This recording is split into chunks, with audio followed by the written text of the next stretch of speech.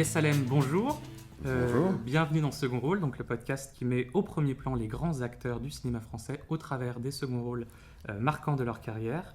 Je sais que tu sors d'une grosse journée de répétition, donc merci de prendre le temps de répondre merci de ton invitation. à mes questions. Ensemble, on va parler de ta carrière d'acteur, mais aussi de réalisateur et de scénariste au travers de 7 films de ta filmographie. Je tiens aussi à remercier le MacGuffin, puisque c'est aujourd'hui notre dernière, malheureusement, au sein de la librairie. La librairie va malheureusement fermer, mais on a été ravis de faire 5 épisodes avec eux, et je remercie chaleureusement Elena et Christos qui nous ont accueillis depuis le début d'année. Je ne les connais pas, mais je les remercie aussi. Voilà. Avant de passer aux questions et aux films, je vais faire un petit portrait de toi, si tu le veux bien. N'hésite pas à me couper si jamais je raconte des grosses bêtises. D'accord. Yes, tu es né à Alger d'une mère française et d'un père algérien. Ouais. Tu es élevé dans cette double culture à l'intersection des deux côtés de la Méditerranée, Absolument. que tu aimes et revendiques encore aujourd'hui. Fan de Goldorak. Voilà, fan de Goldorak, tu grandis dans le quartier de la Grande Poste à Alger, Ouais. et tu découvres le théâtre au lycée Descartes. Tu débarques en France à l'âge de, alors là j'ai un doute, 15, 16, 17 ans là, Ouais, 16 ans et demi, quoi. Enfin, Ouais, bon, ouais, c'est cette ça. période-là. D'abord au lycée Voltaire, puis au lycée Molière. Ouais. Et tu vas réussir tes examens, notamment grâce à l'option théâtre. Pas notamment, totalement. Totalement grâce à ça, qui est un gros coefficient. Ouais. Après le lycée, tu vas t'inscrire successivement à la Sorbonne, en fac de lettres moderne, suivre le cours privé de Nicole Mérouse, passer un an à l'école du Théâtre National de Chaillot, et terminer au Conservatoire National d'Art Dramatique de Paris. Il est fort. Hein. En 95. Et donc là, ta carrière d'acteur au théâtre avec Shakespeare ou Molière, ou au cinéma, dont on va parler dans quelques instants, est alors lancée. Ouais. Tu es avant tout un comédien, mais aussi un comédien qui va réaliser des films dans lesquels il a envie de jouer. Ouais. Si comme acteur, ta démarche est plutôt artistique, comme réalisateur, elle est plutôt politique. Tes films parlent non pas de l'Algérie, mais depuis l'Algérie, avec l'envie de nuancer les images de terrorisme et de guerre qui arrivaient en France. Absolument. Tu réalises et tu joues dans tes propres films parce que tu as besoin d'être dans la même prise de risque que tes acteurs, et c'est un risque payant, puisque tes œuvres ont été couronnées de nombreux prix. Pour n'en citer que 2, Cousine, qui met en avant l'émancipation de la jeune Nedjma, va remporter le César du meilleur court-métrage en 2005, et Mascarade, qui est une allégorie de l'Algérie tournée vers l'avenir, mais aussi hantée par le poids des traditions, sera multi-récompensée dans plusieurs festivals, et même choisie par l'Algérie pour représenter le pays aux Oscars en 2009, rien que ça. Et fin 2014, tu sors L'Oranais, ton deuxième long-métrage aussi réussi que le premier, questionnant une mémoire et les décisions prises au lendemain de l'indépendance de l'Algérie. Et en marge de la sortie du film, on t'avait demandé où tu te voyais dans 10 ans, et tu avais répondu « Je me vois heureux et plus serein ». Alors, est-ce le cas C'est vrai, putain, j'avais dit ça. Est-ce le cas aujourd'hui? Ouais, heureux, oui. Serein, je sais pas. Okay. Heureux, oui, complètement. Serein, peut-être pas forcément. Ok. Ouais, bon, pas encore. Déjà un des deux, c'est vraiment. Oui, déjà, voilà, exactement. Exactement. Voyons le verre à moitié plein. Voilà. Avant de passer donc aux 7 films dont on va parler aujourd'hui, 7e art oblige, je vais te poser 7 questions sur les cinémas pour qu'on apprenne à mieux te connaître. En tout cas, bravo pour ce... écoute, avec plaisir. Pas d'erreur, on est bon? Alors, le FBI n'aurait pas fait mieux, je bah voilà, tu es cerné. Première question. Quel est ton dernier film coup de cœur? Mon dernier film coup de cœur, alors ça va pas être un film récent, c'est qu'il y a une semaine, enfin il y a quelques temps, j'ai revu Le Sens de la fête. Ah. Et putain, quel film génial. Quel film génial. Voilà. Et puis alors, pour le coup, alors, j'ai vraiment pas fait exprès, je suis en train de me dire que dans le genre second rôle, là il y en a un paquet. Il y en a un paquet de très bons. Ils sont très bons tous. Exactement. Un acteur ou une actrice avec qui tu voudrais jouer? Un acteur et une actrice? Et où? Alors, une actrice, une actrice, c'est très simple, c'est l'actrice avec laquelle je partage ma vie, Marie-Sophie Ferland. Voilà. Et l'acteur, je crois que je vais pas être le seul parce qu'en ce moment il a vraiment le vent en poupe, mais Laverne, Benjamin, je croiserais bien le faire avec lui quand même. Ok, je vois. On comprend. Et un réalisateur ou une réalisatrice avec qui tu aimerais tourner? Alors un réalisateur avec qui j'aimerais tourner, avec qui donc j'ai pas encore tourné, je suppose. Écoute, là c'est plus compliqué. Peut-être retourner avec un réalisateur. Moi je m'entends, enfin j'adore tourner avec Fabien Gorjard. Voilà. Ouais. Par exemple, ça c'est sûr que c'est quelqu'un avec qui, j'espère, je suis sûr d'ailleurs qu'on aura un compagnonnage encore assez long parce qu'on s'entend vraiment très bien et que j'adore son cinéma. Et puis, écoute, une réalisatrice, je crois que comment s'appelle-t-elle? Aïe. Ducourau. Juliette Ducourau. Ouais, moi, elle me plaît bien quand même. Je trouve que voilà, j'aime bien ce qu'elle fait. Des fois, c'est super. Bon, des fois, voilà, mais elle prend des risques, donc forcément. Exactement. Des fois, il y a que les jongleurs qui font. Il y a ceux qui jonglent qui font tomber les balles. Hein. Exactement. Des belles prises de risque. Ouais. Ta réplique de film préférée? Nobody's perfect. I can never have children. We can adopt some. But you don't understand, Osgood. I'm a man. Well, nobody's perfect. La musique de film qui va te procurer le plus d'émotions quand tu l'écoutes? Disons, tout Ennio Morricone quand il travaille avec Sergio Leone. Oui, ça, Voilà. sur des grands classiques. Impossible de faire un choix, Oui. mais toutes. Ouais. Tout est bon. Ouais. Tout est bon. Ouais. Un rôle que tu rêves d'incarner au cinéma? Le prochain. Le prochain qui arrive? Enfin, je veux dire, le prochain, tu vois, Okay. c'est le prochain qui vient, quoi. Ok. Ouais. Et la dernière question, si tu devais résumer ta carrière jusqu'à maintenant en un seul mot? Encore. Encore. Non, je suis d'accord, on en veut encore. Merci beaucoup. Alors, on va passer maintenant au premier film de cette interview. Ouais. Je suis mort, Ouais. mais j'ai des amis. Ah ouais, je suis mort, mais j'ai des amis. Ouais. C'est qui, Steve? Je m'appelle Danny. JP et moi, on était ensemble. Non, c'est pas vrai. Depuis 5 ans. On a rendez-vous le 22 à Los Angeles, on sera le 22 à Los Angeles. Je veux y être à ses concerts, moi. Je veux être là avec lui. On a toujours dit qu'on prenait pas les petites copines avec. On a toujours dit d'accord, c'est bon. Donc, tu ne le sais peut-être pas encore, mais j'ai l'habitude de faire un petit cadeau à tous mes invités. Et donc, ça, je je t'ai remis le cadeau. Une Oh BD de La Bug Danny, exactement, bah évidemment, bien sûr. qui est une référence à ton personnage Ouais, dans Je suis mort. dans Ouais. Je suis mort, mais j'ai des amis. Absolument. Est-ce- exactement. Est-ce que tu avais lu la BD avant de tourner Non, ce film? alors, je connaissais, D'accord. j'avais pas vraiment lu parce que j'ai jamais été un gros lecteur de BD, enfin, plus jeune, je veux dire. Et par contre, depuis, j'ai pas mal lu parce que je suis un aérospatial et aéronautique guy. Ok. Donc forcément, j'ai été dans The Bug Danny après. C'est le dernier tome, donc Ouais, voilà, c'est un cadeau merci pour toi, tu peux beaucoup. repartir Super, c'est vrai. avec. Le film, donc Je suis mort mais j'ai des amis, c'est l'histoire d'un groupe de rockers quinquagénaires, fans Ouais. de bière et de grosses bécanes, Ouais. qui s'apprêtent à partir en tournée aux États-Unis, mais manque de chance, JP, le chanteur du groupe, va mourir bêtement, Ouais. et ils vont tout faire pour quand même partir et honorer leur engagement. Le film va être nommé au César en 2016 dans la catégorie du meilleur film étranger, aux côtés d'Iñárritu ou même Sorrentino. Il est réalisé par Guillaume et Stéphane Malandrin. Ah, ouais. Est-ce que c'était facile de se faire diriger par deux frères? Oh oui, bien sûr. En fait, Stéphane et moi j'ai rencontré Guillaume d'abord au festival de Namur. Ok. Et il m'a tout de suite présenté son frère, ils m'ont tout de suite parlé de ce film qu'ils étaient en train d'écrire.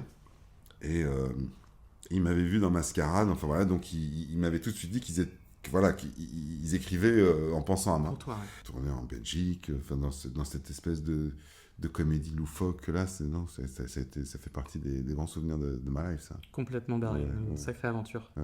Puis on Et s'est retrouvés quand même dans le Grand Nord canadien, et ça c'est quand même une expérience.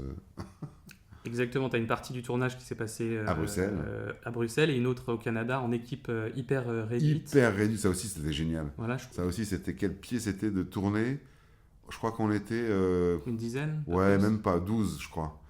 Donc si tu veux, ça a été vraiment une expérience de tournage absolument géniale où tout le monde finalement faisait tout, y compris nous, hein, y compris les acteurs, on portait les machins, on faisait la régie, enfin on faisait absolument tout. Touche à Quoi. tout. Ah ouais, c'était vraiment, j'ai adoré. J'ai vraiment Voilà, adoré. tous ensemble. Ouais.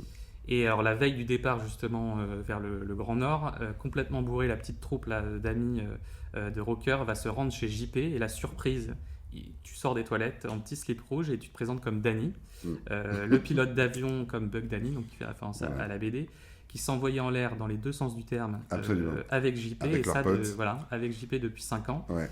Et c'est là que les ennuis vont démarrer parce que eux n'étaient pas du tout au courant. Et ton personnage, il lui a un petit côté Tom Cruise, à la fois entre la tenue qui est à mi-chemin entre Top Gun et puis il y a les cascades à la Mission Impossible. Il y a notamment une scène où vous êtes sur un train roulant où tu vas essayer de récupérer un sac. Est-ce que le train était réellement en mouvement et t'as fait... Alors ouais, il était vraiment en mouvement, ça c'était génial parce que c'était un train qui nous emmenait de Sept-Îles Ouais. à l'est de Montréal. en ligne droite vers le nord jusqu'à Shefferville où on tournait. Exactement. Et c'est un train qui mettait 12 heures pour arriver à Shefferville, parce qu'il allait à 50 km/h. Et moi, je voulais faire plus sur cette cascade, c'est eux qui n'ont pas voulu. Moi, je voulais vraiment... parce que je disais, il allait à 50 km/h. C'est jouable. Pire, si je tombe, je me casse une jambe, c'est tout, quoi. C'est déjà, Non, ça aurait été un peu assez embêtant. Mais donc impressionnant. j'aurais bien aimé faire un peu plus, mais... Et l'un des membres du groupe de rock a peur de prendre l'avion et ne veut surtout pas monter dedans par peur qu'il s'écrase Ouais. lorsqu'il voit Pete Best. C'est Win, ouais. Exactement, Win. L'homme le plus malchanceux du monde qui est aussi passager. Alors Pete Best, moi je ne savais pas, mais c'est le premier batteur des Beatles. Exactement. Qui était là avant que le groupe ne soit connu Exactement. et qui s'est fait virer en 62 Ouais. lorsque le groupe enregistre Love Me Do et devient un phénomène mondial. Toi tu connaissais cette histoire-là de ce Non, cinquième Beatles non. qui est devenu boulanger depuis, je crois. Ouais, exactement. C'est Guillaume et Stéphane qui m'ont fait découvrir un peu cette histoire. Et pendant un long moment, jusqu'à une semaine avant le début du tournage, le vrai Pete Best devait jouer son propre rôle. Et à un moment donné, visiblement, dans son environnement, on a dû lui dire quelque chose parce qu'il a appelé les frangins en leur disant non, finalement, je ne vais pas le faire. Mais effectivement, il est boulanger maintenant et c'est effectivement, il est considéré un peu comme l'homme le plus malchanceux du monde, puisqu'effectivement, 15 jours avant, il a quitté le groupe l'un des plus mythiques de la musique, quoi. Bon, c'est comme ça. Après, on peut toujours se dire qu'avec lui, ça aurait peut-être pas été les Beatles non plus. Exactement. On ne sait On va pas. pas réécrire l'histoire. Ringo Starr a porté aussi sa patte, quand même. Dans ce film-là, en tout cas, les amis sont comme une famille de substitution. Ouais. Et dans le prochain film dont on va parler, justement, on va voir que la vraie famille n'est pas forcément celle des liens biologiques. Absolument. Ça, je m'attendais pas à ça. Bon, Simon est arrivé chez vous quand il avait 1 an et demi, donc c'est normal que vous soyez ému. Ce que je comprends pas, c'est qu'ils nous aient même pas consultés, quoi. On compte pas, nous, quoi. Tu seras où, toi, pendant que je serai chez papa? Je serai à la maison, je t'attendrai. Je voulais lui dire, ça m'a fait super plaisir de recevoir une carte de Simon pendant les vacances. Ouais. Donc la vraie famille suit Anna, son mari Driss, que tu incarnes, ses 2 enfants, mais aussi Simon, un enfant placé chez eux par l'aide sociale à l'enfance depuis l'âge de 18 mois et qui a désormais 6 ans. Une petite bulle de bonheur qui va un jour éclater lorsque le père de Simon souhaite récupérer la garde de son fils. C'est un drame solaire qui est inspiré de la vie du réalisateur lui-même, Fabien Gorjard, on en parlait tout à l'heure, puisque sa famille a été famille d'accueil lorsqu'il était lui-même enfant. Et je crois que tu as savoir que tu as lu le scénario d'une traite, puis tu as commencé à travailler avec le réalisateur Fabien Gorjard, jusqu'à jour où il t'appelle alors que tu es sur ton scooter, et qu'il te demande si Mélanie Thierry, ça te va comme partenaire de jeu. Oui, Est-ce que tu te Putain, souviens mais comment de tu sais tout ça, toi? Je me suis Putain, mais il est renseigné, fort. Est-ce que tu te souviens là de ce moment-là où il t'a annoncé ta... Ah ouais, et c'est exactement ça. J'étais sur un scooter. Parce que ça devait être Diane Kruger au départ. Quand il m'appelle pour faire enfin, quand on se rencontre pour faire le film, on s'est rencontrés dans un café. Et puis assez rapidement, il me dit écoute, je serais envie qu'on fasse ce film ensemble. Et puis c'est vrai qu'on a passé un long moment avec le scénario chez lui où à travailler sur le personnage essentiellement de Driss, donc, enfin, qui au départ s'appelait Chris. Ok. Et effectivement, un jour, je suis en scooter, alors je peux même te dire que c'était rue Étienne Marcel, et il m'appelle en me disant écoute, Diane Kruger, bon, pour des raisons qui la concernent, qui la regardent, on ne va pas faire le film. Et donc moi, dans un premier temps, si tu es à ce moment-là, je me dis, waouh, bon, c'est peut-être que tout d'un coup, moi aussi, je vais forcément, parce que... Et il me dit, non, par contre, la distribution, tout fait que, voilà, nous, on reste... Et puis, effectivement, alors, je sais peut-être pas ce jour-là, mais quelques temps plus tard, il me dit, Mélanie Thierry, ça te dit quoi? Moi, je dis, écoute, là, je vais pas faire... Pourquoi pas? Allons-y, je la connaissais pas, Mélanie, à l'époque. Et puis, bien m'en a pris, parce que moi, Mélanie, pareil, c'est une... Enfin, en tout cas, professionnellement, ça a été une rencontre super forte. J'adore cette fille, j'adore jouer avec elle, en fait. J'adore avoir à échanger des répliques avec elle. Et on a eu aussi l'occasion, là, dans le dernier. C'est quoi l'amour? Tu vas la Alors, on retrouver. a juste une scène, mais pareil, ça fait partie des scènes dont je me souviens. J'adore son énergie. Et puis, il y a un truc qui fonctionne hyper bien entre nous. Donc, sans qu'on se voit, par exemple, dans la vie, tu vois, on n'est pas... Ouais. On s'apprécie, on se laisse des nouvelles, mais on n'est pas ultra potes quand on se voit pas toutes les 5 minutes, hein, et par contre, dès qu'on se retrouve sur un plateau, on va faire un film ensemble, mais malheureusement, on n'a pas de scène ensemble, le film d'Eric Gravel, mais voilà, je suis passé sur le plateau, on s'est croisés sur le plateau, Tout de suite, ouais. ouais, tout de suite, ça match. Donc voilà, donc ça, c'est chouette. Et elle est aussi, en tout cas, contente de ta collaboration avec toi. Elle a dit à ton sujet que tu étais un partenaire de rêve et que votre entente fut immédiate, c'est vrai. assez instinctive, notamment pour votre première rencontre où vous êtes entraîné à faire une des scènes du film, la Absolument. scène de La danse. danse, ouais. Voilà, ce rêve. En fait, ça, c'était super. Je sais pas si je pense que ça s'est fait totalement sur le planning, si tu veux, a fait qu'on a commencé d'abord. Notre première rencontre, ça a été dans un studio de danse où il fallait danser. Je ne suis pas forcément un danseur professionnel, elle ne l'est pas non plus, donc assez rapidement, il y a une sorte de... Ça a permis de briser la glace. De briser la glace, de se marrer, et puis c'est vrai qu'on s'est vraiment rencontrés là-dessus, et sans doute que ça a peut-être participé à notre entente, ouais. Et elle a aussi dit que tu étais très chaleureux avec les enfants, et que tu avais une grande facilité à les envelopper sur le plateau. Pour elle, ça a été un peu plus compliqué et plus éprouvant parce que même si c'était mignon et volontaire, tourner avec des enfants, ça demande quand même une énergie assez débordante. Toi, quel souvenir tu gardes justement d'avoir tourné avec des jeunes acteurs qui ne soient pas professionnels ? Écoute, ça, peut-être que... Je crois que ça, on en a parlé l'autre jour... c'est pas un fait exprès, mais il se trouve que finalement, que ce soit dans mes films ou dans d'autres films, j'ai beaucoup tourné avec des enfants. Oui. Et sans que ce soit quelque chose, si tu veux, que je revendique, quoi, mais je crois que je prends beaucoup de plaisir à jouer avec des enfants parce que, justement, tu dois les suivre, en fait. Et tu peux pas... Alors, après, ça dépend des mômes. Oui. Tu vois, là, sur La Vraie Famille, il y en avait qui, tu leur donnais une marque, ils s'arrêtaient pile poil à la marque. Enfin bon, ça, c'est le côté un peu technique. Mais sur le reste, tu es obligé de les suivre et donc d'être complètement disponible à ce qu'ils vont faire, et ça, moi, c'est vraiment un endroit, je pense, dans le jeu que j'adore, sans pour autant être quelqu'un qui soit particulièrement fort en impro ou des choses comme ça, mais suivre quelqu'un et surtout un enfant, c'est quelque chose qui me plaît beaucoup. Et Gabriel Pavie, qui joue le petit Simon dans le film, a eu du mal un peu à reprendre son quotidien, lui, après le tournage du film. Il a pris quelques jours avant de retourner à l'école, parce que la vie, ça paraît bien fade à côté d'un plateau de tournage. Oui. Est-ce que toi, en tant qu'acteur maintenant plus expérimenté, dans ce film-là, et peut-être de manière générale, est-ce que tu arrives à passer à autre chose rapidement, ou est-ce qu'il faut un peu de temps pour digérer le film ? J'ai pu connaître des gros baby blues, enfin je sais pas si... Tu vois, mais ça, c'était au théâtre quand j'ai commencé. Au théâtre, quand on finit une tournée. Par contre, ce que je peux... pareil, pour être tout à fait transparent, curieusement, là où j'essaie de travailler dessus, c'est là où je peux tout à fait être... mais même presque soupolé, même faire la gueule, ça, c'est sur les derniers jours de tournage. Je déteste les derniers jours de tournage. Tu préfères le début de tournage que la fin ? C'est-à-dire, je veux pas que ça... Enfin, voilà.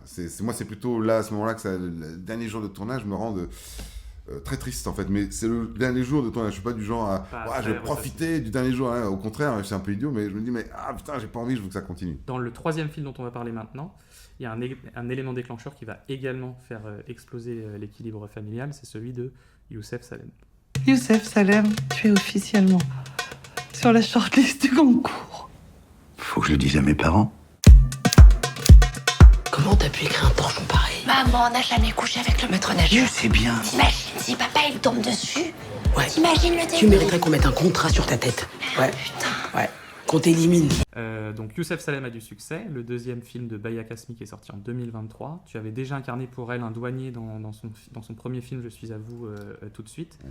Tu la connais en tant que réalisatrice et scénariste, mais aussi en tant que personne qui, comme toi, a cette double culture franco-algérienne. Ouais. Est-ce que tu peux nous en dire un peu plus sur votre amitié de longue date ? Oh oui, elle remonte à 2009-2010. On s'est rencontrés sur un téléfilm que réalisait Ariane Ascaride, et qui avait été écrit par Baya, dans lequel je jouais, et donc on s'est rencontrés autour de ce tournage-là, et assez rapidement, effectivement, j'ai rencontré Michel Leclerc, et puis on est devenus, ils ont rencontré ma femme, la mère de mes enfants à l'époque, et puis on est devenus très proches très vite, effectivement, parce que oui, il y avait sans doute ce point commun, ce terreau de double culture, évidemment, mais je pense que c'était aussi une forme de reconnaissance d'artiste, enfin, tu vois, tout d'un coup, d'être dans les mêmes... Et le film, donc, c'est l'histoire de Youssef Salem qui n'a jamais réussi sa carrière d'écrivain, mais son dernier roman, s'inspirant de ses proches, va rencontrer un succès inattendu et il va tout faire pour que sa famille ne le lise pas, puisqu'il n'est pas vraiment élogieux à leur égard. Oui. Fort de ce succès, donc le choc toxique... Il va faire croire que c'est de la fiction, quoi. Voilà, exactement. Comme toutes les personnes qui écrivent. Le choc toxique, donc c'est le nom de l'ouvrage de Youssef Salem, va être shortlisté pour le prix Goncourt. Et là, je vais faire un parallèle avec ta propre vie. Est-ce que toi, tu te souviens de la sensation que tu as ressentie lorsque tu as appris que Mascarade, t'en parlais justement à l'instant, était sélectionné par l'Algérie pour représenter le pays aux Oscars? Est-ce que c'était une fierté pour toi Écoute, oui, bah, évidemment, oui, bien sûr. Oui, évidemment, oui. Ce que je veux dire, c'est que le Mascarade, c'est vrai que c'était un film. Alors, c'était mon premier film ça avait été un vrai quelque chose d'assez assez fort, tout le tournage, la façon dont ça s'était fait. Et puis c'était un film vraiment dont j'étais très heureux, y compris à la sortie du mix, c'est-à-dire une fois que le film est totalement terminé. Voilà, donc, mais bon, oui, j'étais assez content. Puis moi, ce qui me fait surtout plaisir, c'est le succès que le film a eu en Algérie. Voilà, je pense que c'est un film vraiment le public algérien s'y retrouve complètement. Et ça, voilà, pour moi, c'était ça le plus important. La plus grande fierté. Voilà, ouais. Et dans le film, donc Youssef Salem a du succès, tu joues une partition difficile, celle de Rachid Bellak, candidat à l'accent chantant, qui va crier au complot après avoir été éliminé de l'émission de survie Koh-Lanta, qui est très largement inspirée de Koh-Lanta, parce que tu n'avais pas réussi à manger assez vite des yeux de yak, pour recontextualiser. Il paraît que dans ça tient un peu de choses. Voilà, exactement. Ouais. C'était plus gros que de l'autre, voilà, on comprend. Et il paraît que pour ce film, tu étais un peu en mode acteur studio, en te couvrant de monoeil, comme ton personnage. Et ça a fait rire tout le monde sur le plateau de tournage. Oui, c'est vrai. Alors ça, c'est vrai que ça avait fait rire tout le monde, mais c'est parce qu'en fait, ça vient de... Quand je travaille sur un rôle, depuis quelques années, je choisis toujours un parfum qui va avec le personnage. Et au cinéma, tu vois ce que je veux dire, c'est vraiment pour moi, quoi. Mais en fait, c'est un acteur de la Comédie Française que j'avais entendu en interview un jour dire ça, qui est Serge Bagdasaryan, qui racontait ça dans une interview. Et moi, ça m'avait parlé. Et j'avais trouvé ça dans le travail, dans la tambouille, si tu veux, de préparation du personnage. Tu vas voir ceux qui vont aller regarder des films, machin. Et moi, c'est vrai que tout d'un coup, identifier un parfum, une odeur pour le personnage, moi, ça me parle complètement. Voilà, c'était un endroit d'olfactif, sensoriel, sensuel qui me parle complètement. Et donc, c'est vrai que donc pour plein d'autres films, ça a été le cas. Et c'est vrai que pour ce rôle-là, c'était le monoeil. Et ça, j'en ai parlé assez tôt, donc elle l'a intégré en fait dans le scénario, parce que je lui avais dit, lui, je sais quel parfum il va mettre, ça va être du monoeil. Voilà. Encore une fois, la confiance qu'elle a entre Baye et Kasmi, du coup, elle l'a intégré. Oui, elle l'a intégré du coup. Parce que elle travaille comme ça, elle est très, tu vois, elle chope les choses comme ça et puis elle les intègre, c'est son talent, quoi. Et le film est dédié à la mémoire de Jamel Barak, qui est un acteur hyper talentueux qui nous a quittés en 2020 et avec qui tu as tourné L'Oranais. Quel est le premier mot qui te vient à l'esprit quand on cite son nom? Alors, c'est pas forcément un mot, mais c'est son rire. Son rire? Ouais. Il avait un rire incroyable, Jamel. Il avait un rire communicatif et un rire profond, heureux. Voilà. Et c'est quelqu'un, c'est vrai, que j'ai rencontré sur un tournage une dizaine d'années auparavant et qui vraiment est tout de suite rentré dans mon panthéon d'amis, j'ai envie de dire. Enfin, mon panthéon, non, c'est mal choisi le mot peut-être, mais voilà, dans ma famille rapprochée. Mais vraiment, je l'ai rencontré, puis j'ai su que ce type allait... Je voulais écrire pour lui, c'est quelqu'un qui m'inspirait beaucoup, qui avait quelque chose en lui qui pouvait être d'une douceur immense, comme d'une menace. Enfin, tu vois, il avait cette double chose. Puis sa vie avait fait qu'il était porteur d'un petit peu plein de choses. Et c'est vrai que ça a été quelqu'un de très important. C'est toujours quelqu'un d'ailleurs de très important, auquel je pense tout le temps, qui me d'une certaine façon, à sa manière, qui m'influence. Et c'est vrai qu'il a été... j'ai écrit pour lui dans L'Oranais, complètement. Je voulais absolument qu'il soit là. Et voilà, bon, malheureusement, il est parti un peu tôt, donc on n'aura pas... Voilà, mais c'était quelqu'un de... Et absolument génial dans L'Oranais également. Et dans le prochain film dont on va parler, on va voir également un homme qui est rattrapé par quelque chose qu'il tente de cacher. Et je parle du film Paternel. Ah non, là tu peux pas faire râteau comme ça. Mais si. Mais non. Voilà, là il est bon. T'as pas une homélie à l'écrire. Simon.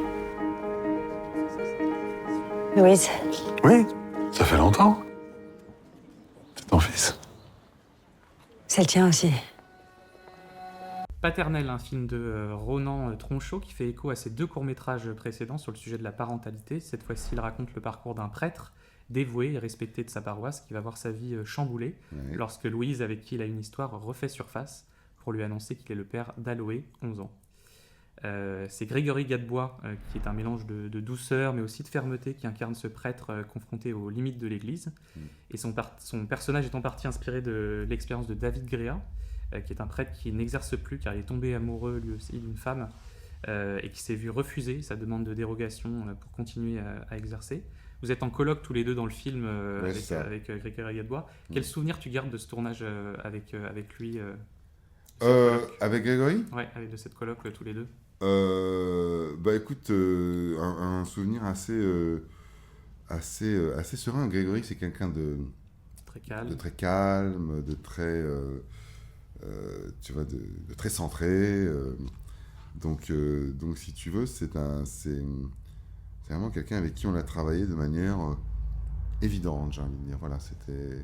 Et effectivement, il y avait quelques scènes où on partageait le même lieu et où finalement, moi, j'avais trouvé, je crois, enfin, dans mon souvenir, je crois que je m'étais amusé dans les scènes. C'est un petit peu une proposition que j'avais faite à le bousculer un petit peu, justement. Et tu le disais, les scènes d'église ont été tournées à Auxerre.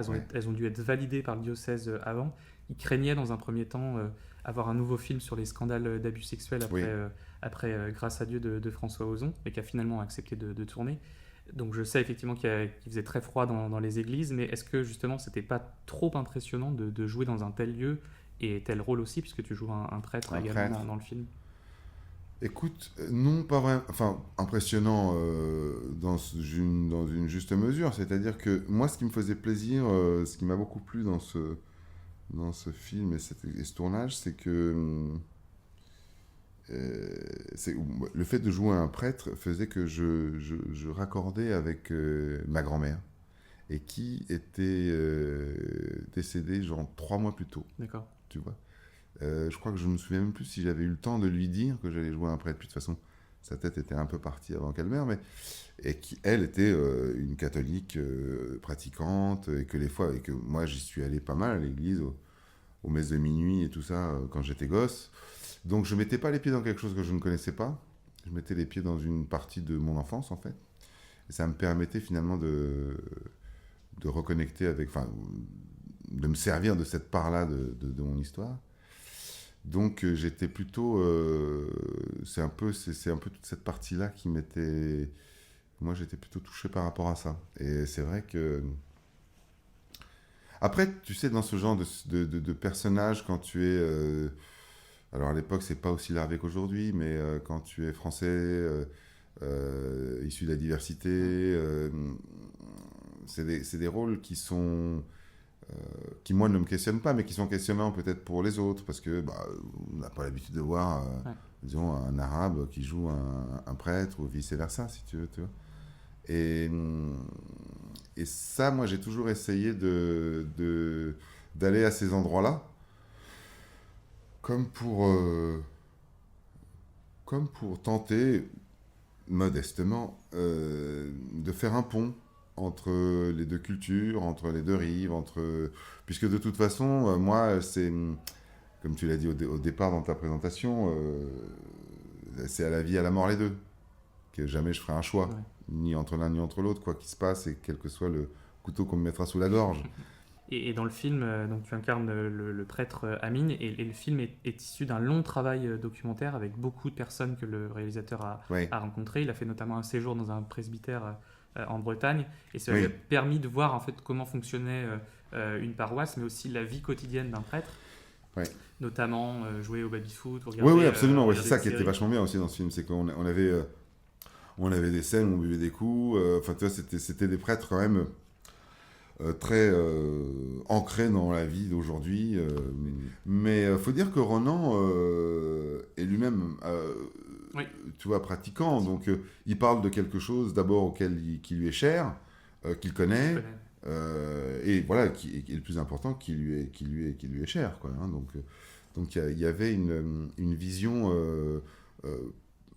généreuse, aimante, en fait, de ces questionnements-là. Parce que la question de l'enfant, enfin, si on revient au sujet du film, la question était passionnante, quoi. Je veux dire, que faire? Puis je trouve je trouve le film vraiment très bien écrit, la façon dont le personnage de Grégory prend sa décision. Bon, bah voilà, il va assumer sa paternité. Cela veut dire qu'il doit renoncer à son sacerdoce, mais la façon dont le film est mené, puis ce qu'il dit à la fin, tu vois, le discours de fin, je trouve, est très mesuré, très intelligent, très...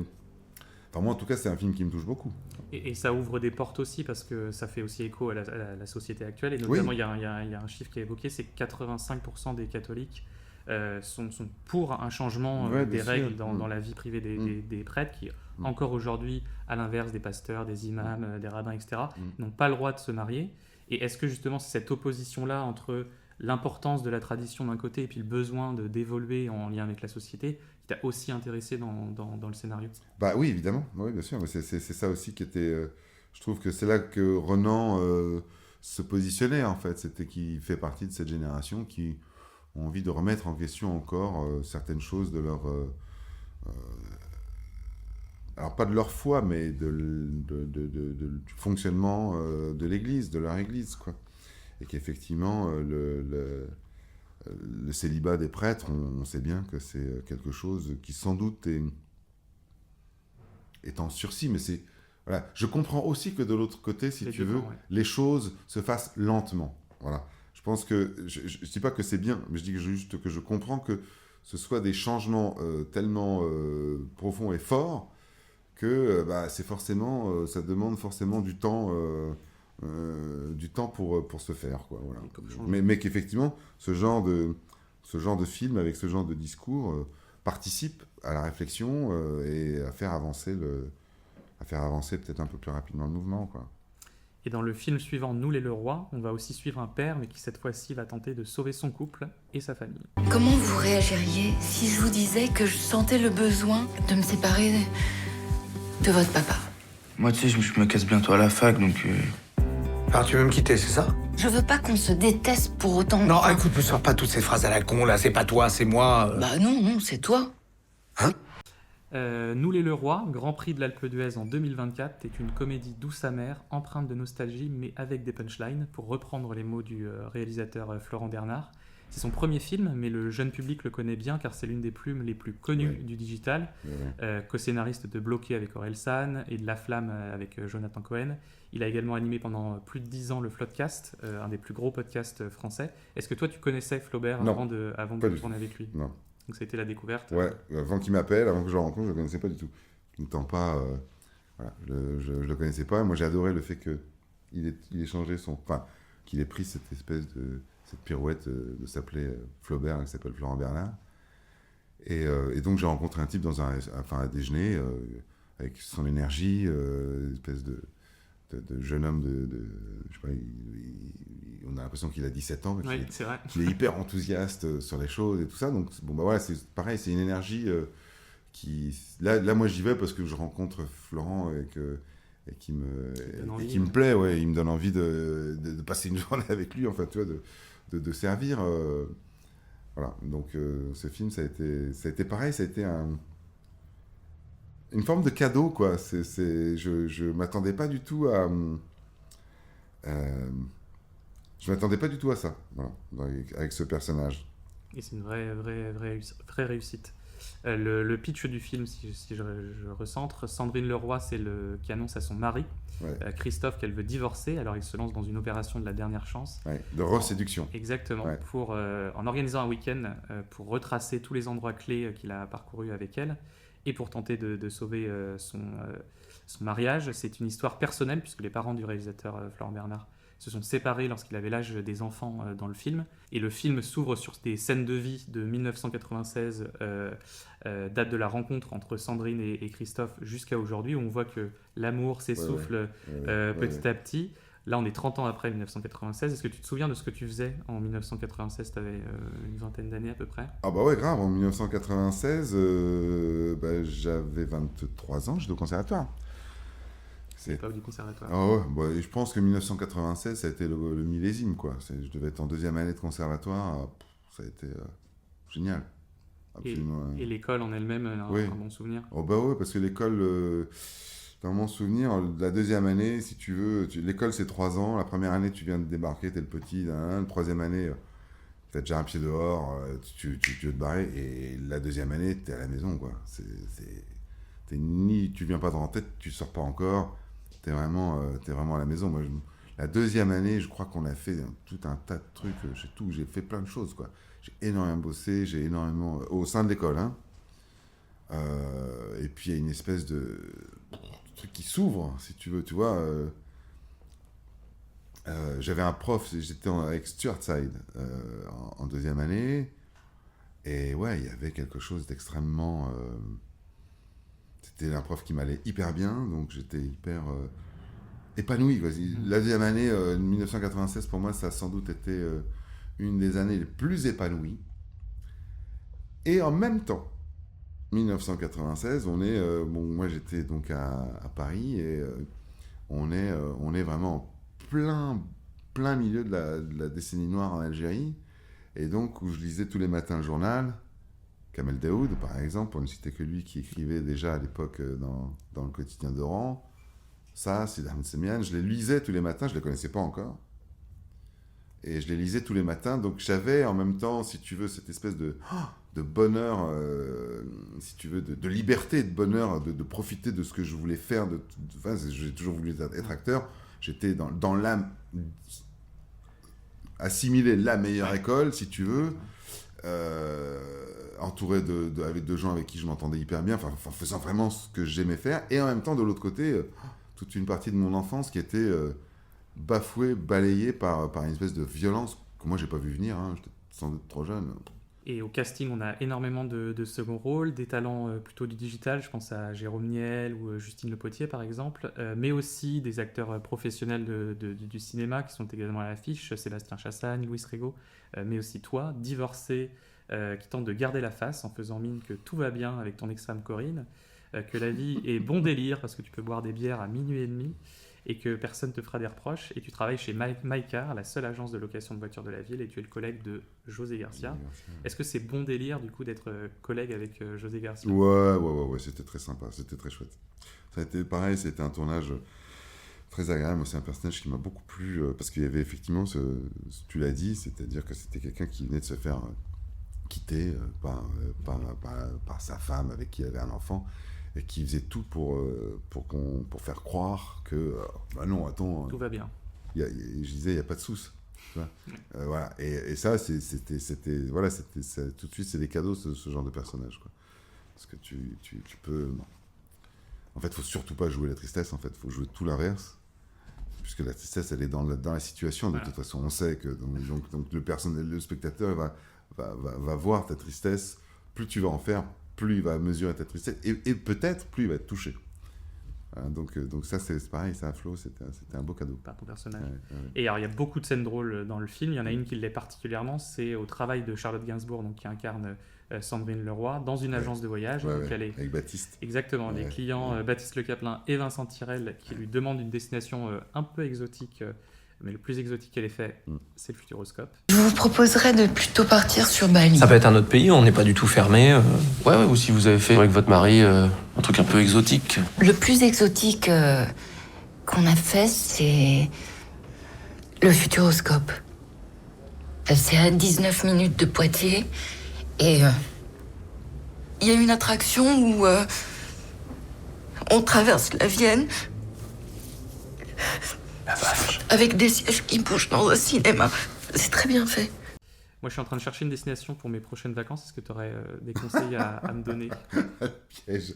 Bah ouais, plein. Ah, vas-y, je t'écoute. Écoute, l'île d'Elbe. Ok. En Italie. La Bourgogne, super la Bourgogne. Puis sinon, non, bah écoute, en fait, je suis en train de chercher un peu originaux. Des trucs un peu débiles, mais ça vient pas, ça viendra plus tard. Déjà deux bons choix, très bien, je note. Et dans le film suivant, on va retrouver Baptiste Le Caplin, puisqu'on va parler d'Avignon. Ouais. Fanny? Mais oui, Stéphane! Oui, Stéphane, c'est ça. Attends, tu joues dans le Cid? Pardon? Tu sais que c'est incroyable, c'est ma pièce préférée. Tu joues qui? Je joue. Tu vas pas faire croire que tu joues le Cid pendant tout Avignon! C'est parti, 500. Mes parents prendront fort, nous vîmes. Nous vîmes. 3000. T'es acteur et tu connais pas le Cid. Parce que toi, tu connais tout, peut-être? Ah, le Cid, oui, c'est un classique. Bah alors, bienvenue chez HT aussi, c'est un classique, et pourtant, tu l'as pas vu, donc ça va, ferme ton cul. Ah, je te sens bien, moi, cet Avignon. Grand prix du Festival de l'Alpe d'Huez en deuxième, 2025. Deuxième, on compte, et c'est pas fini. Avignon, c'est le premier long métrage de Jonathan Dionnet, qui est la version longue d'un court métrage sur le même thème intitulé Je joue Rodrigue. Baptiste Le Caplin donc, a le rôle principal, et comme Mélanie Thierry, il a dit à ton sujet que tu étais un partenaire de rêve et un comédien extraordinaire, que tu pouvais à la fois être drôle et touchant, et qu'il se passait toujours quelque chose à l'écran. Voilà, rien que ça. Donc, super. Qu'est-ce que tu aurais, toi, à dire sur le jeu de Baptiste Le Caplin? Comment est-ce que qu'est-ce que tu... Eh ben, Baptiste, c'est pareil, ça a été pareil, une très belle rencontre, Baptiste. Parce que je le connaissais pas, hein, pareil, je le connaissais pas, et je l'avais vu donc dans cette scène qu'on a évoquée tout à l'heure dans le film de Flo, et j'étais hyper content de savoir qu'on allait bosser ensemble. Et en fait, alors d'abord, c'est qu'elle a pour le coup, c'est quelqu'un de très très drôle, vraiment, on rit beaucoup, et c'est un gros bosseur, c'est vraiment un gros bosseur on reprend, enfin il arrive, il a préparé, enfin bon, et puis on s'est hyper bien entendu. C'est vraiment très bien entendu. On avait des personnages antagonistes, donc on avait de quoi croiser le fer. Et non, c'est un type, c'est une belle rencontre, quoi. C'est vraiment un type que j'adore. Mais sur ce film-là, quand même, ça c'est pareil, hein, ça a été un cadeau, hein, quand même. Le coup de téléphone de Yo. Ouais, le coup de téléphone de Johan, vraiment. Et puis quand j'ai lu le scénario, ce personnage, tout, enfin, je comprenais même pas, pour te dire sincèrement, je comprends même pas qui me l'ait proposé. Je comprends pas pourquoi il l'a pas joué. C'est vraiment un personnage absolument génialissime. Qui est à contre-courant tout. Ouais, et puis pareil, c'est un personnage qui se bat contre des moulins à vent. C'est génial, donc c'est à faire, à jouer. Et puis au milieu du festival d'Avignon, avec lequel on a tous une histoire, c'était un cadeau. Puis tourner dans le sud quand même. Exactement. Vous avez tourné justement, alors le film a utilisé le vrai festival d'Avignon en juillet pour capturer quelques scènes, puis après vous avez tourné au mois d'août où il faisait très très chaud, je crois qu'il y avait plus de 40 degrés certains jours. Oui. Est-ce qu'à ton avis la chaleur ça a été une bonne ou une mauvaise chose dans votre jeu d'acteur? Est-ce que ça a révélé... Ah moi c'est super, moi c'était une très bonne chose. Toi ça t'aide de jouer? C'est pas que ça m'aide, c'est que si tu veux ça, il faisait très chaud, le personnage était un personnage qui galère, qui se bat contre tout le monde, donc la chaleur, les moustiques, enfin toi ça rajoutait au conflit, entre guillemets, comme on dit, tu vois, ça rajoutait à tout ça, donc forcément moi ça me donnait énormément de grains à moudre sur le personnage. Et donc ton personnage, toi tu incarnes Serge Dacosta, qui est le metteur en scène d'une pièce. En fait, Baptiste Le Caplin va aider une amie pour jouer une pièce de boulevard justement au Festival d'Avignon, qui a des problèmes d'argent, etc. Et toi, tu vas être le metteur en scène de cette pièce-là, sur les nerfs constamment parce qu'il y a des problèmes d'argent. Et tu as une très jolie phrase à un moment donné dans le film, tu dis que c'est quand on a peur d'être ridicule qu'on le devient. Est-ce que toi, tu as le sentiment justement qu'il ne faut pas avoir peur du ridicule pour être bon dans une comédie? Oui, je suis convaincu. Ça fait partie des phrases, j'aurais pu les écrire. Des répliques qui restent. Bien sûr. Au théâtre, c'est pour... Les répétitions et tout, mais même au cinéma, les répétitions servent à ça, en fait. Les répétitions servent à évacuer tout ce qui ne marche pas, en fait. En se donnant une direction, hein, sans doute, bien sûr, mais à évacuer tout ce qui ne marche pas. Donc, effectivement, avoir peur du ridicule, ça veut dire peut-être faire un peu trop gaffe à son image, et alors là... T'es bridé, en fait. Bah, ouais, là, je sais pas, je pense que c'est... Après, ça veut pas dire qu'on tombe pas dans le piège, hein. Mais c'est un piège dans lequel, je pense, on tombe tous à un moment ou à un autre. Hein. Et puis, on arrive à s'en sortir ou pas, voilà, mais oui, c'est le gros piège, ouais, parce que tout d'un coup, on était rattaché à des formes de réussite.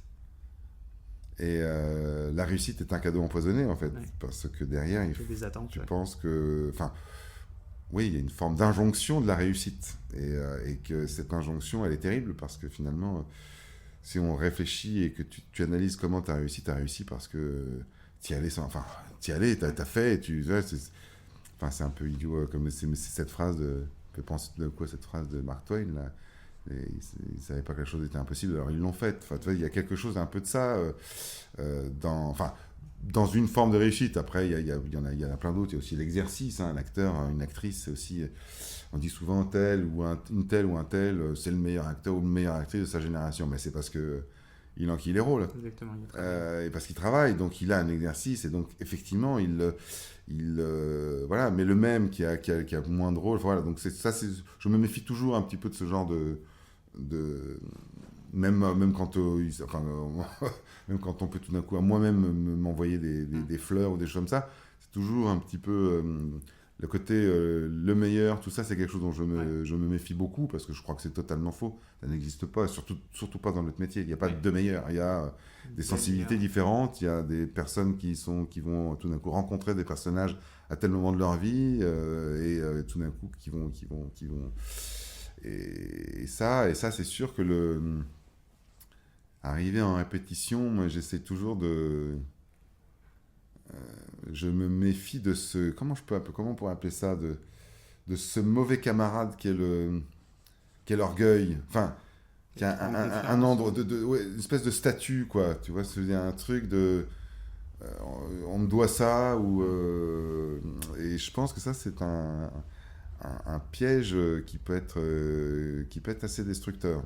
Il faut pas parce que c'est lui il t'empêchera de tenter le truc, tenter la chose qui fera que tu vas être de côté, te surprendre, et qui passe pas forcément par quelque chose de pensé, tu vois, c'est sensoriel, c'est impulsif, il me semble. Donc le réalisateur du film est aussi l'un des comédiens de la troupe. Toi aussi, tu as déjà eu cette double casquette d'acteur-réalisateur, notamment dans Mascarade et Le Rannais. Ouais. Comment est-ce que tu arrives à concilier les deux sur un tournage ? Écoute, alors je dirais que je vais commencer, ça commence par une grosse préparation du tournage. Je vais tout passer au peigne fin avec le chef opérateur, premier assistant, script, directeur de prod. Une fois que les décors sont choisis, tout ce qui va être la mise en scène, tout ce qui va être le découpage, toute cette partie-là, moi j'ai besoin de ce temps-là pour voir avec eux dans les décors, même si les choses vont changer ensuite. Elles vont forcément bouger parce qu'il y aura des imprévus, il y aura des choses voilà, bon, ça va bouger, mais au moins on a une base. Et puis ensuite sur le tournage, écoute, je pense que je vais dire un truc le plus banal de la Terre, c'est de la concentration sur ce que tu as à faire, et puis de l'envie, quoi, et puis une détermination, parce que c'est sûr que quand tu commences une journée comme ça, peut-être qu'il va y avoir des embrouilles, il va y avoir des choses que tu vas rater toi comme metteur en scène, que tu vas rater toi comme acteur, hein, c'est sûr, hein, ça n'existe pas le truc parfait, donc il faut arriver, savoir quand tu peux recommencer, quand tu peux pas, quand il faut accepter, bon, c'est planté, voilà, rebondir, enfin toutes ces choses là. Alors je te dis ça là maintenant assis ici devant toi, hein, mais ça ne veut pas dire que c'est ce que je fais le plus facilement. Ça, par exemple, je pense que je l'ai vraiment vécu comme ça sur Mascarade. Le Rannais a été un film beaucoup plus ambitieux, qui m'a posé beaucoup plus de difficultés, Peut-être que certaines m'ont un peu noyé, c'est possible. Et pour terminer, on va parler de C'est quoi l'amour ? On va retrouver Fabien Gorjard et Mélanie Thierry. Moi, c'est Marguerite. Dans ma vie, il y a Sofiane et notre fille Raphaël. Les petits copains, les devoirs, le sport, tout rentre pas. C'est pas les petits copains, c'est le petit copain. On peut parler de tout ça à la maison. Merci. Tu prends ça comme un exercice, c'est des choses qui arrivent. Il y a aussi Léa. Bon, faut que j'y aille là. La fille que j'ai eue avec mon ex, Fred. Toi et moi, on s'est mariés à l'église et je peux pas m'y remarier, tout simplement parce qu'on peut pas se marier 2 fois à l'église. Tu vas te marier ? Bah oui. Et donc Jamais 203, c'est le 3e film d'affilée où tu joues qui remporte le Grand Prix du festival Alpe d'Huez. Ouais, c'est vrai. Donc C'est quoi l'amour? T'es un peu le porte-bonheur de la comédie française, j'ai envie de le dire. Alors dis-moi tout. Ouais. Quel est ton secret pour repérer les prochaines pépites humoristiques du cinéma? Écoute, alors j'ai pas mal de monde sur le coup. Ouais. Non, bah écoute, ça c'est vraiment pareil, c'est un coup de bol, quoi. J'en suis très content. J'espère qu'un jour ils vont m'inviter pour être jury dans le festival. Je pense que là, ça ne saurait tarder, là quand même. Je le mériterais quand même. Exactement. L'histoire de C'est quoi l'amour part de Fred qui demande à son ex Marguerite de faire annuler son mariage religieux pour pouvoir se remarier à l'église. Sauf que le problème, c'est pas si simple que ça. Et ils vont devoir aller jusqu'à Rome avec les enfants et les nouveaux conjoints pour tenter de faire annuler le mariage. Toi, dans cette histoire, tu es le nouveau compagnon de Marguerite qui est incarné par Laure Calamy. Tu es le père de... Alors, on va pas dire le nouveau, si tu veux bien. Ok. Ben ouais, parce qu'en fait, eux, ils se sont mariés puis ils se sont séparés il y a 15 ans. C'est vrai. Alors que... c'est pas si nouveau que ça. Et voilà, il est quand même pas nouveau. Il est là depuis 15 ans, ils ont une gamine de 14. Exactement. Il y a Raphaël entre Raphaël, les deux. Saul Chetrit. Exactement, qui est né de cet amour. Et t'es le beau-père de Léa qui est incarné par Céleste Brunkel. Et on le voit dans la bande-annonce, tu es prof d'auto-école et t'es plutôt cool comme père, beau-père. Est-ce que dans la vraie vie aussi t'es un père qui est plutôt cool, plutôt strict comme Laure Calamy? Écoute, alors je dirais que je pense que dans la vraie vie je suis un peu les deux. Je pense que je suis assez cool, enfin assez sympa.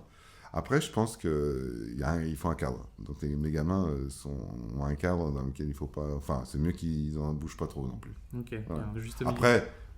mes réactions sont tout à fait mesurées, mais par contre, il y a un cadre. Je ne sais pas si c'est spécifique à Fabien Gorjard, mais comme dans le film La Vraie Famille, vous avez eu du temps uniquement entre Laure Calamy, Saul Chetrit pour créer ce sentiment de famille à l'écran. Je crois que c'était les premiers jours de tournage, c'était que entre vous. Comment est-ce qu'on fait justement pour créer du lien rapidement avec des acteurs qu'on ne connaît pas ou peu? Alors je sais que tu connaissais Laure Calamy, je crois, mais pas... Oui, non, Saul, je la connaissais pas, non. Et comment on arrive à créer du lien en fait en si peu de temps pour que ça rende bien à l'écran?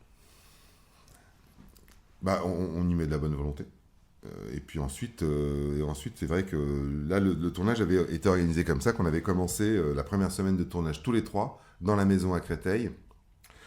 Et c'était que des scènes où on était tous les trois. Donc ça nous a permis effectivement de se rencontrer. Alors effectivement, Laure, je la connaissais, j'avais jamais travaillé avec elle. D'accord. Mais on se connaissait du conservatoire, puis on a des amis en commun. Enfin bon, voilà, donc c'est quelqu'un que je connaissais depuis longtemps. Et donc assez rapidement, voilà. Puis après, je crois que c'est vraiment là pour ça, le metteur en scène, la metteur en scène est très important, hein, parce que c'est cette personne-là qui va nous pousser à créer du lien. Tu vois ce que je veux dire? On est là tous les trois, a priori, pour lui donner quelque chose à cette personne-là. Et cette personne-là, tu sens, et chez quelqu'un comme Fabien, c'est prégnant, tu vois, tu sens qu'il veut que vous vous aimiez. Ouais. Tu vois? Bah écoute, on va s'aimer, on va le faire, hein, pas de souci. Hein.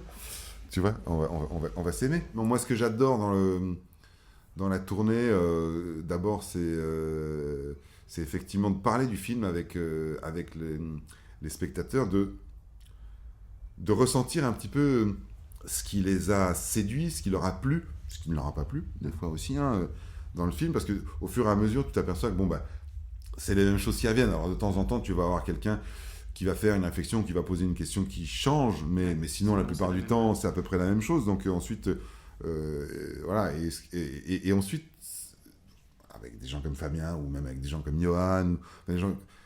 ça fait partie des bonheurs de ce métier. Moi, je viens du théâtre, donc la tournée, passer de ville en ville... voilà, c'est quand même un truc, moi j'adore ça, enfin tu vois, les troubadours quoi, on vient de ça, hein, je veux dire, nos ancêtres c'est quand même ça, donc moi j'adore ça, passer d'une ville à une autre, de rencontrer de nouvelles personnes, et puis oui, il y a des jours où t'as pas envie, bon c'est pas grave, tu fais un effort, tu souris, puis t'es assez vite repris dans la machine, hein.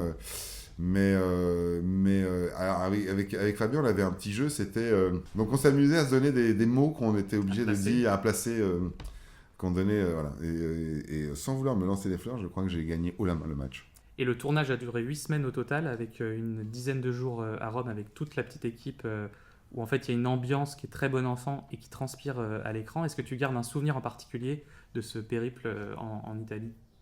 En Italie, ouais. Alors, le tournage était super. Ce dont je parlais, c'est qu'avec Vincent, avec les 2 ou 3 premiers soirs, on a marché dans Rome la nuit, en parlant, toute la nuit quasiment, enfin toute la nuit, peut-être pas, mais longtemps.